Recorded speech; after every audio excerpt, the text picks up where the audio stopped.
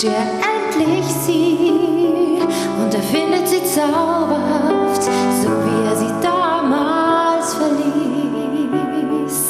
Doch irgendwann, da hatte man ihn davon gejagt und heute steht er da, wo er damals stand. Er sagt, Leben tut weh, nur wenn man es verschiebt und wenn man nicht darum kämpft, um das, was man liebt.